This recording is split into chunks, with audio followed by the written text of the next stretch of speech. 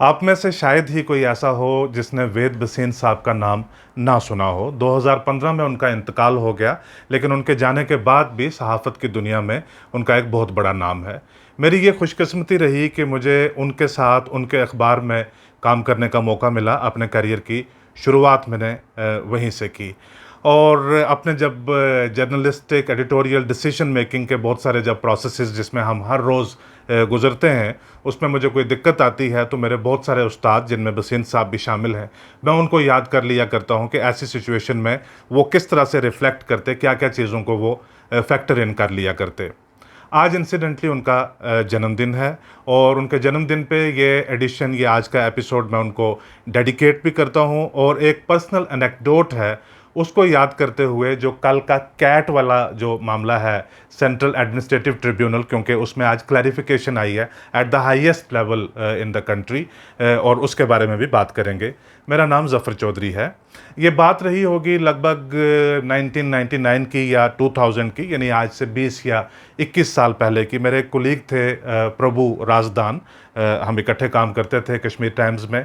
वो सेक्रेटरीट गए, और जैसे हमारी आदत होती है, किसी दफ्तर में गए, पूछे साहब है तो मुलाकात हो गई, नहीं है तो पता लगा लिया कहाँ पे है, दूसरे कमरे में चले गए कि घूम फिर के कहीं से कोई खबर निकल जाए जिसमें पब्लिक का कोई इंटरेस्ट हो। फ़ारूक अब्दुल्ला साहब की गवर्नमेंट थी, तो उन दिनों में ये निज़ाम, ये आज की तरह नहीं, जैसे पिछली गवर्नमेंट में आपने देखा कि मिनिस्टर कभी आपको सेक्रेटरीट में कैबिनेट मीटिंग के अलावा मिलेगा ही नहीं। मिनिस्टर अपनी कॉन्स्टिट्यूंसी में ही बैठे रहते हैं, और ऑफिसर्स भी ज़ाहिर है फिर ज़्यादा लिबर्टी लेते हैं। तब सोमवार से लेकर फ्राइडे तक मिनिस्टर्स बैठते थे, और सुबह 9 से लेकर 5 बजे तक बैठा करते थे।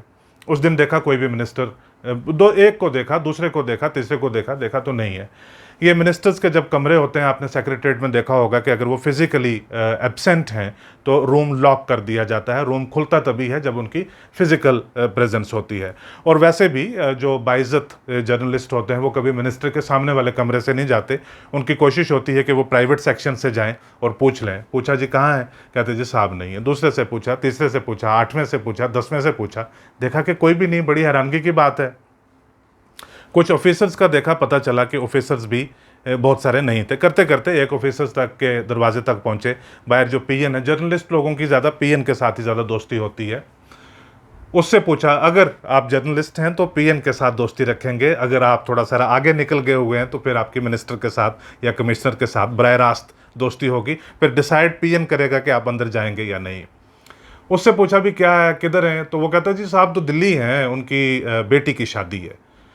तो फिर ये रिवर्स आर्डर में जाकर दोबारा अंदाज़ा लगाने की कोशिश की, एक रैंडम चेक किया सबके साथ कि जो साहब है नहीं है यहाँ पे आज, में यानी जो दूसरा मिनिस्टर है, उससे पता लगाया ये दिल्ली आज गए हैं कि कल गए हैं। तो आहिस्ता आहिस्ता आहिस्ता करके कन्फर्मेशन आती गई कि सब के सब लोग दिल्ली गए हुए हैं।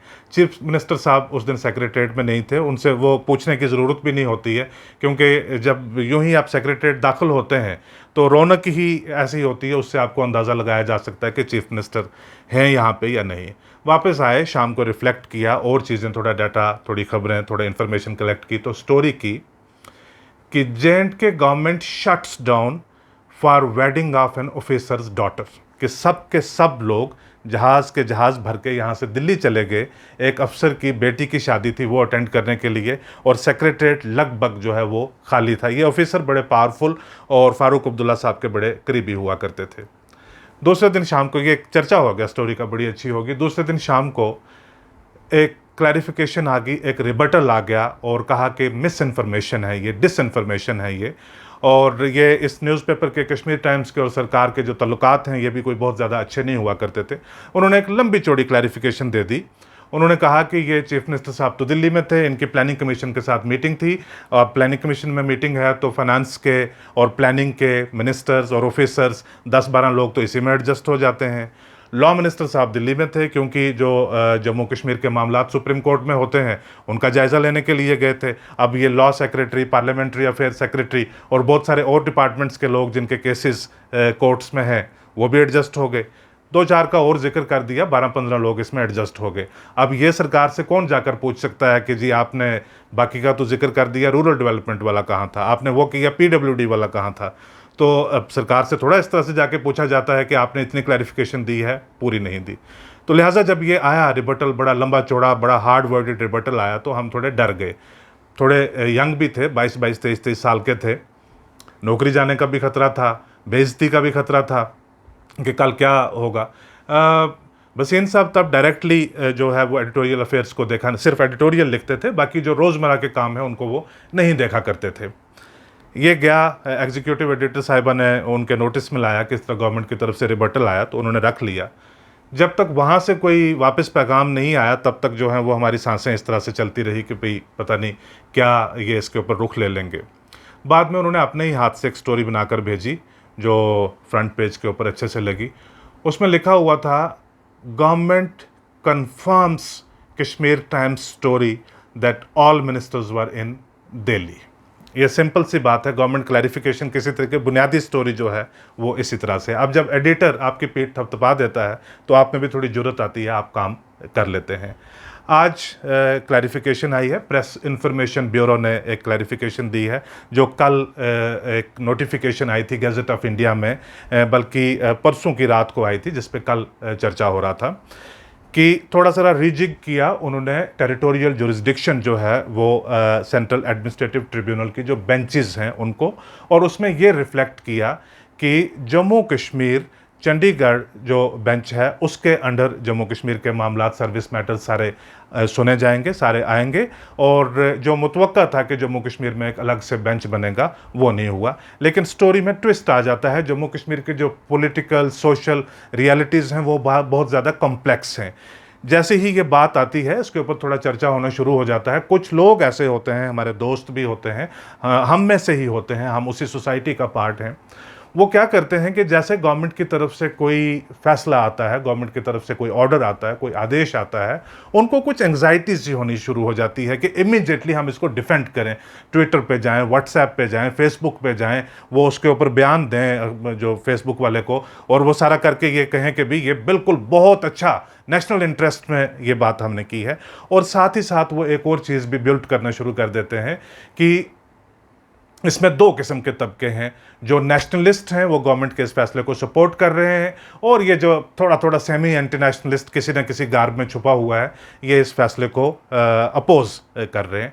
इनसे मेरी ये गुजारिश है, होता क्या है कि मैं जम्मू कश्मीर की अगर बात करूं तो हम जम्मू कश्मीर के बाशिंदे हैं और हिंदुस्तान के फ़ख्र से बाइज़्ज़त भी और ज़िम्मेदार शहरी भी हैं। जो गवर्नमेंट होती है, अभी एक डेमोक्रेटिक सिस्टम, पार्लियामेंट्री डेमोक्रेसी का सिस्टम अभी हमारे मुल्क में ऑपरेट कर रहा है।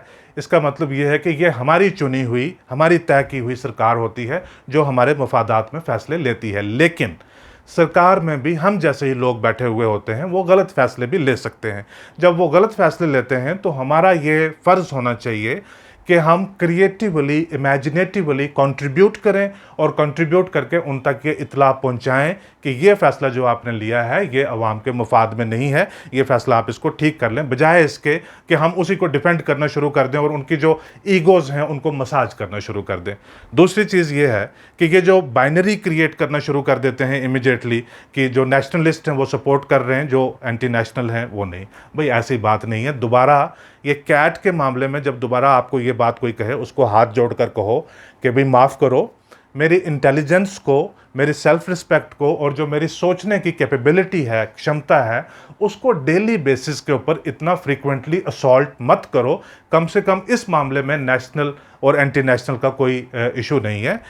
और अब यूनियन टेरिटरी क्रिएट जब हो गई, ये बात याद रखने की है कि ये एक ऑर्डिनरी सर्कमस्टांसिस में एक ordinary union territory Jammu Kashmir नहीं है। Jammu Kashmir was not A union territory at the time of birth of India. यहाँ पे बहुत सारे इश्यूज हुए हैं जिनका उल्लेख गवर्नमेंट ने पार्लियामेंट में किया और उन्होंने कहा कि इस वजह से हमने फिल वक्त इसको एक यूनियन टेरिटरी बनाया है। लेकिन अब जब इसको यूनियन टेरिटरी बना देते हैं, वो कुछ यूनिक सर्कमस्टांसिस के लिए, कुछ यूनिक जो आप इनिशिएटिव लेना चाहते हैं उसके लिए आप इसको यूनियन टेरिटरी बनाते हैं। उसका मतलब ये नहीं होता है कि आप जम्मू कश्मीर की लक्षद्वीप के साथ या पौंडीचेरी के साथ या अंडमान निकोबार के साथ या चंडीगढ़ के साथ एक पैरिटी क्रिएट करना शुरू कर दें। पैरिटी इस एतबार से नहीं कि हम कोई स्पेशल लोग हैं, पैरिटी इस एतबार से नहीं हो सकती है कि साइज़ आप देखें लोगों का और टेरिटरी का आप साइज़ देखें, वहाँ पे आप इस तरह से नहीं कर सकते। अब जो यूनियन टेरिटरीज़ हैं जम्मू कश्मीर के अलावा, जो बाकी यूनियन टेरिटरीज़ हैं, उन सब की पॉपुलेशन पुट टुगेदर, अगर सब की पॉपुलेशन इकट्ठी की जाए, वो करके भी जम्मू कश्मीर की पॉपुलेशन जो है उन सब से दुगनी बनती है। और 3 यूनियन टेरिटरीज ऐसी हैं, अगर उनकी पॉपुलेशन इकट्ठी की जाए तो उनकी पॉपुलेशन से हमारे जो एम्प्लॉयज़ वर्क फोर्स है उसका नंबर ज़्यादा है। इसलिए अगर आप लक्षद्वीप के पैटर्न के ऊपर, या चंडीगढ़ के पैटर्न के ऊपर, या लद्दाख के पैटर्न के ऊपर, या अंडमान निकोबार के, या दमन एंड दीव के पैटर्न के ऊपर आप जम्मू कश्मीर के अफेयर्स को अगर ऑपरेट करना, कंडक्ट करना शुरू कर देंगे, तो ये सिस्टम कोलैप्स, अपने ही वजन के नीचे कोलैप्स भी हो सकता है। इसकी बहुत सारी अलामतें आप देख चुके हैं कि इसको उस लेवल के ऊपर नहीं, इसको एक नया अप्रोच, एक नया कंडक्ट जो है वो अडॉप्ट करना पड़ेगा इसके साइज़ के एतबार से।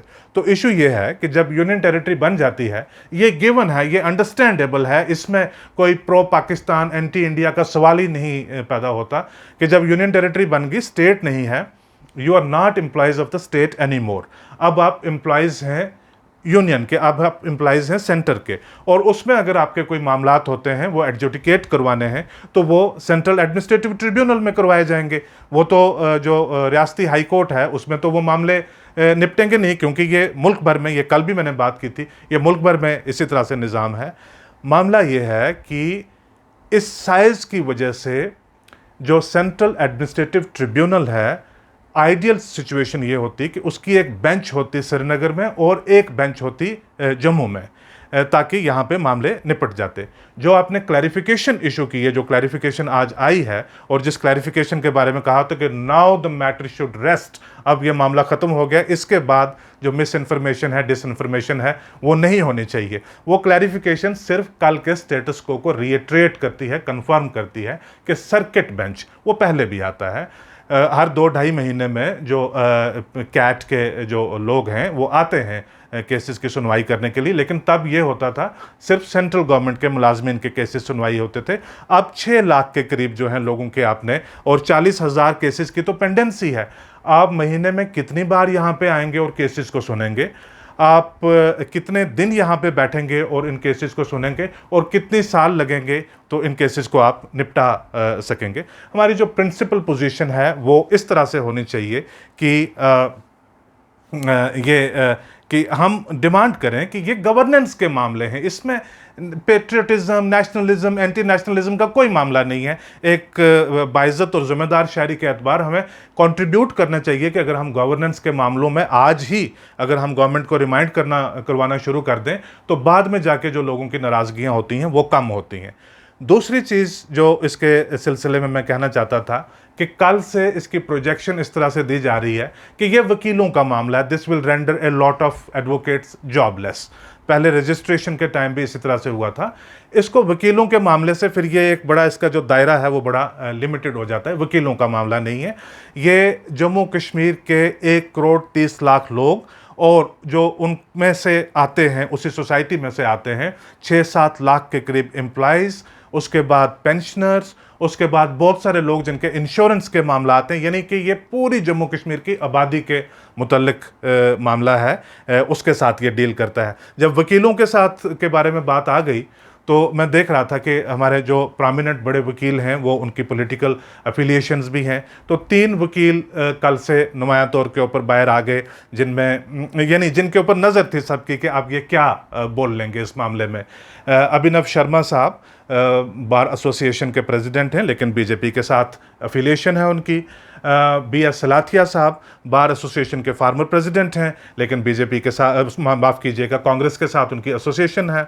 और सुनील सेठी वो भी एक फार्मर प्रेसिडेंट हैं, सीनियर एडवोकेट हैं, लेकिन उनकी भी बीजेपी के साथ एसोसिएशन है। मेरी ज़ाती भी बातचीत सबके साथ होती रहती है, व्यूज़ का एक्सचेंज होता रहता है। तो पब्लिक के सामने भी मैं बता देता हूं कि इनमें से 2 हैं जो वो मेरे दोस्त हैं, सलाथिया साहब और अभिनव शर्मा साहब मेरे ज़ाती दोस्त हैं, and we have tremendous mutual respect for each other. और जो तीसरे हैं सुनील सेठी साहब, वी आर ब्रदर्स, हम भाई हैं दोनों। हमारा आपस में डिस्प्यूट ये है कि हम में से बड़ा कौन है, वो मैं आप पे छोड़ देता हूँ, बालों के एतबार से मत जाइएगा। मामला जो है इस उस दिलचस्पी के साथ देख रहा था कि कल क्योंकि पॉलिटिकल एफिलिएशंस भी हैं, सलाथिया साहब ने इसको लिया कि भी मैं ज़रा देखता हूं कि आप अभिनव शर्मा इसमें क्या कर लेंगे।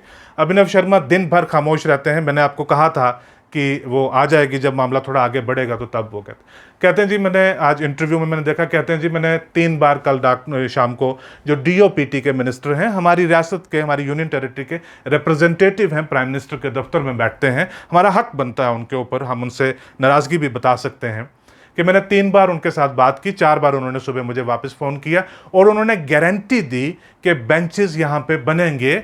एक बेंच तो यकीनन बनेगा ही बनेगा, एक भी वकील को यहाँ से दिल्ली जाने की ज़रूरत नहीं पड़ेगी कि इसको डिफेंड करने के लिए। 2 घंटे के बाद ऑर्डर आ गया। अभिनव शर्मा साहब की जो थ्योरी सारी है वो कोलैप्स हो गई। उसमें वो कहा कि वो सर्किट बेंच है, वही आया करेगा, वो नहीं। हमें इस तरह से वो as a one people, all of us, हमें ये रिक्वेस्ट करनी चाहिए, हमें ये डिमांड करनी चाहिए कि ना सिर्फ जम्मू और श्रीनगर में मुतवातर बेंच हो, प्रिंसिपल स्टैंड जो है वो बीजेपी का भी, वो कांग्रेस का भी, वो बार का भी, वो एम्प्लॉयज़ की एसोसिएशंस का भी और वो सिविल सोसाइटी के लोगों का भी प्रिंसिपल स्टैंड ये होना चाहिए कि ये गवर्नेंस का मामला है, इसको बेहतर बनाए रखने के लिए एक बेंच जम्मू में हो और एक बेंच श्रीनगर में हो। बल्कि ये बेंच जो है, ये सर्किट, ये किश्तवाड़ में जाए, ये पुंछ में जाए, ये कुपवारा में जाए और ये करनाल में जाए, वहाँ पे लोगों के मामलात को लोकल डिस्पोज ऑफ, ताकि क्योंकि 370 हटाने के वक्त, रियासत को यूनियन टेरिटरी बनाने के वक्त सबसे बड़ा जो वादा था वो रिफॉर्म्स का था, लोगों की ज़िंदगी बेहतर बनाने का था, कॉम्प्लिकेट करने का नहीं था। तो लिहाजा वो जो कल वाली बात है वो इस क्लैरिफिकेशन के बावजूद वहीं पे रहती है, हमें इसके बारे में बात करते रहना चाहिए। अब जर्नलिज्म के एतबार से एक अच्छी जो जब डिजिटल टेक्नोलॉजी के साथ चीज़ें तब्दील भी होती रहती हैं, उसमें मैं एक चीज़ मेंशन करना चाहता था साइन ऑफ करने से पहले कि जब क्योंकि डिजिटल टेक्नोलॉजीज़ आ गई, एक होता है ओरिजिनल स्टोरी जिसके ऊपर आपने ओरिजिनल काम किया होता है, एक होता है क्यूरेटेड स्टोरी। क्यूरेटेड स्टोरी में ये होता है कि किसी और ने काम किया हुआ है और आप जब स्टोरी लिखेंगे उसमें हाइपर लिंक्स देंगे और वो बताएंगे कि ताकि आप ओरिजिनल उस सोर्स के ऊपर जा सकते हैं, उनके साथ बात कर सकते हैं, पढ़ सकते हैं कि उन्होंने ओरिजिनली क्या लिखा था। अब मैं तो वो उसको हाइपर लिंक यहाँ पे प्रोवाइड कर नहीं सकता, लेकिन हमारे अजीज़ हैं जुनैद और Pallavi Sareen the straight line media के साथ, इन्होंने बड़ी मेहनत की, कल सारे वकीलों के साथ कल से ये बात करते आ रहे हैं और साथ ही साथ अपने भी एनालिसिस दे रहे हैं। मैं बड़ा फ़ायदा हासिल किया, मैंने सबका व्यू पॉइंट में सुन पाया। आज का एपिसोड देखने के लिए फिर से आपका बहुत शुक्रिया।